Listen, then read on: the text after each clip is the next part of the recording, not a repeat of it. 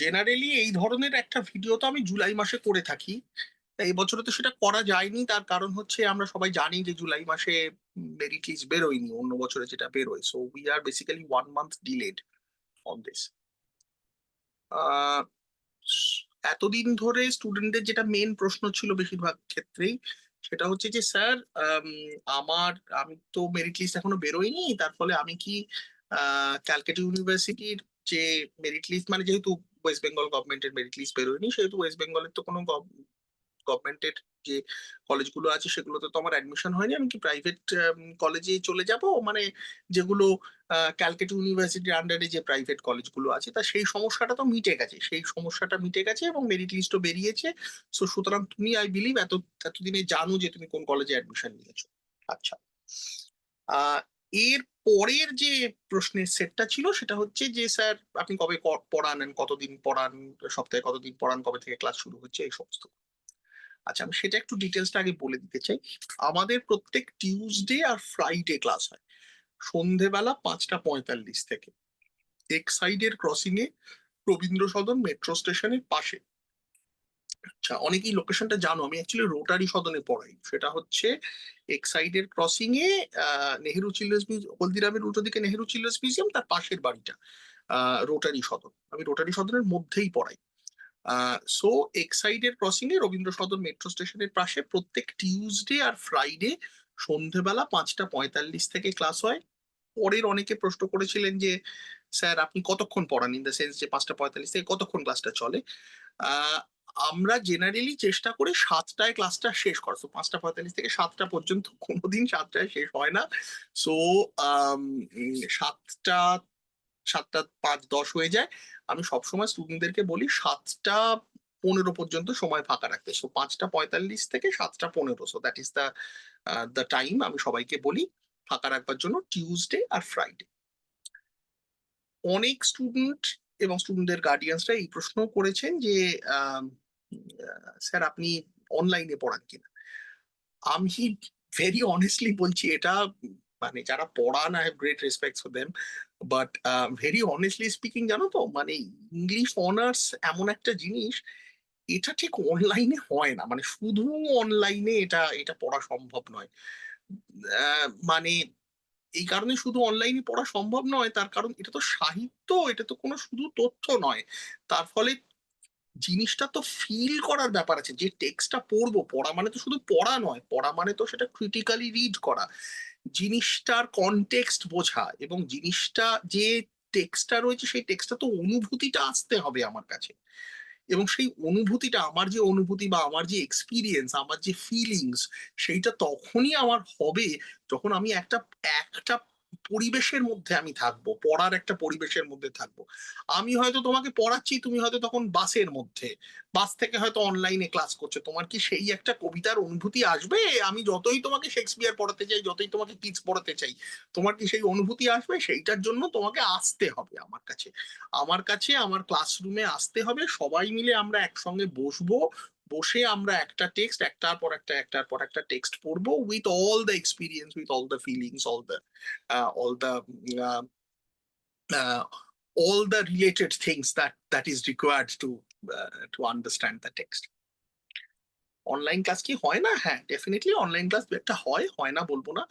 সেটা হয় হচ্ছে as an extension of the physical class. মানে আহ ধরো একটা আমাকে কোনো প্রেজেন্টেশন দেখাতে হবে, সেই প্রেজেন্টেশনসটা আমার হয়তো আমরা আগে বড় স্লাইডসে দেখাতাম, মানে ক্লাসরুমে কিন্তু অডিও ভিজুয়াল হিসাবে দেখাতাম, কিন্তু সেরকমও দু একটা ক্ষেত্রে হয়, কিন্তু আহ, অনেক ক্ষেত্রে হয়তো একটা কোনো প্রেজেন্টেশন বা কোনো একটা অডিও ভিজুয়াল দেখাতে হবে, যেটা অনলাইনে অনেক ম্যানেজমেন্ট করা সুবিধা এবং এক্সপিরিয়েন্সটাও অনেক ভালো হয়, because Yule get a personalised experience. তোমার তুমি দেখতে পাচ্ছ স্ক্রিনের মধ্যে প্রেজেন্টেশনটা, তার ফলে তোমার বুঝতে অনেক বেশি সুবিধে হচ্ছে। সো সেই জিনিসগুলো দু একটা হয়। এছাড়া কলেজ বন্ধ থাকলে তখন অনলাইনে ক্লাস হয়, এই কারণে, কেননা এর আগে আমার কাছে তো অনেক দূর দূর থেকে স্টুডেন্টরা পড়তে আসে।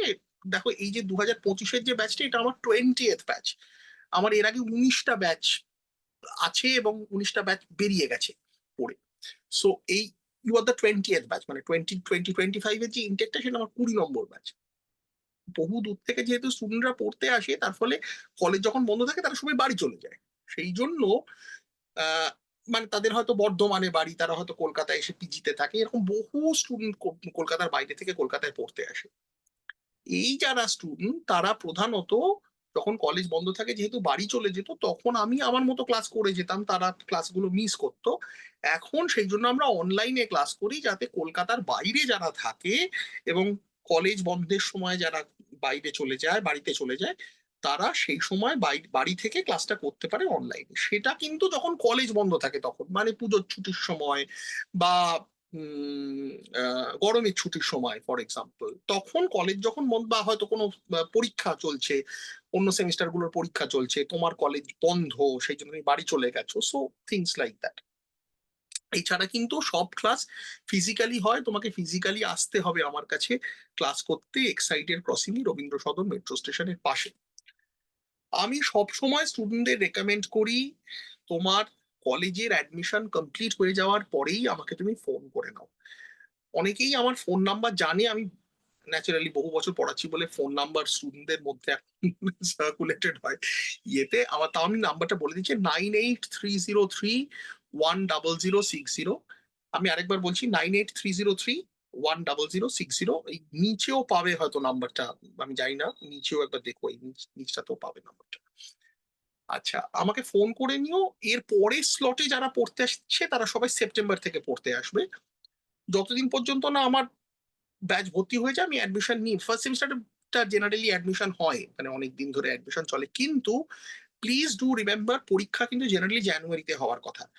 এবছরে যেহেতু অ্যাডমিশন পরের দিকে হয়েছে, হয়তো একটু পরের দিকে হবে, ফেব্রুয়ারিতে হবে, কিন্তু but we still do not have much time for this. So তুমি যত দেরি করবে পড়া কিন্তু এগিয়ে যাবে। সো বেশি দেরি না করে আমার মনে হয় পড়তে চলে আসা ভালো, যদি তুমি পড়বে বলে মনে করো। আচ্ছা, অনেকে এটা আমাকে প্রশ্ন করেছেন যে স্যার, আমার ছেলে ইংলিশ অনার্সেও পেয়েছে, অন্য সাবজেক্টসেও পেয়েছে, মানে দুটো তিনটে সাবজেক্টে অ্যাপ্লাই করেছিল, ইংলিশ অনার্সটা কি বেটার হবে নাকি অন্য সাবজেক্ট নেওয়াটা বেটার হবে, ইংলিশ অনার্সের প্রসপেক্টস কি, এটসেট্রা এটসেট্রা। আমি এটা বারবার বলতে চাই, আগেও বলেছি, 2025 সালে দাঁড়িয়ে পিওর একাডেমিক সাবজেক্টস এর মধ্যে ইংলিশ অনার্সই একমাত্র ভবিষ্যৎ। এই কারণে, তার কারণ আগে আমরা জানতাম যে অন্যান্য যে পিওর একাডেমিক সাবজেক্টস, সেই পিওর একাডেমিক সাবজেক্টস পড়ে চাকরি করা যায়, চাকরি পাওয়া যায়, জিওগ্রাফি পড়ে, ফিজিক্স পড়ে, কেমিস্ট্রি পড়ে, ম্যাথমেটিক্স পড়ে চাকরি পাওয়া যায়। তুমি দেখবে এখন এই সাবজেক্টস গুলোর যে চাকরি পাওয়ার অ্যাপ্লিকেবিলিটি বা চাকরি পাওয়ার যে মার্কেটেবিলিটি, সেগুলো প্রায় নেই বললেই চলে, কারণ মার্কেটে কোনো চাকরি নেই। তার কারণ যুগ পরিবর্তন হয়েছে, নতুন নতুন বহু সাবজেক্টস এসছে, বহু জিনিসপত্র পড়াশোনা হচ্ছে, যেগুলো আমরা আগে কোনোদিন ভাবতেও পারি। Social media management, social media, শুধু একজন মানুষ বড় বড় কোম্পানিগুলোতে একটা বড় কেন, মিড সাইজ কোম্পানিগুলোতে আজকাল থাকে, একজন মানুষ থাকে, সে শুধু ইউটিউব, ফেসবুক এই সমস্ত গুলো ম্যানেজমেন্ট করে, তার ভেতরে যে কন্টেন্ট আছে সেই কন্টেন্টস গুলো সুন্দর করে লিখে দেয়, ভেতরে আম, আম, যে গ্রাফিক্স গুলো আছে, গ্রাফিক্স গুলো সুন্দরভাবে হয়। তা তুমি লিখবে কি করে তুমি যদি ভালো লিখতে না জানো?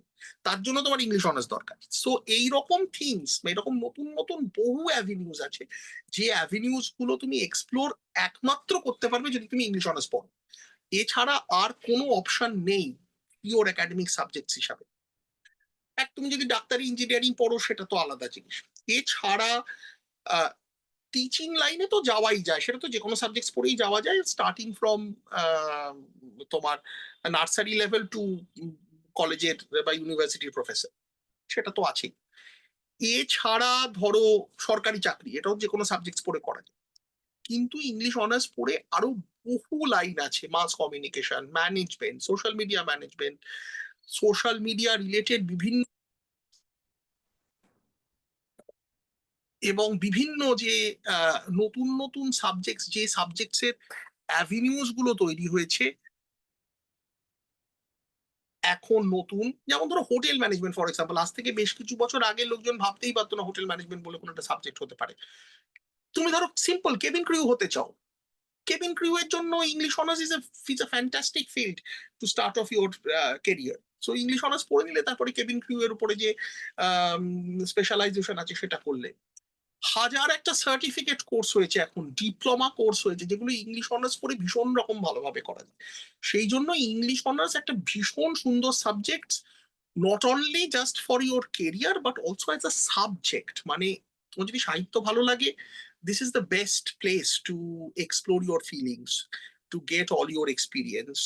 এবং তোমার যে অনুভূতি আছে, তোমার যে ফিলিংস আছে, সেই ফিলিংস যদি তুমি প্রপারলি বাইরে বের করে দেখতে চাও, যে তুমি কত ভালো সোসাইটিকে কত রকম ভাবে দেখতে চাও, কত রকম ভাবে ক্রিটিক্যালি অ্যাপ্রিসিয়েট করতে চাও, literature is the best thing. এই কারণ, কেননা literature not only just studies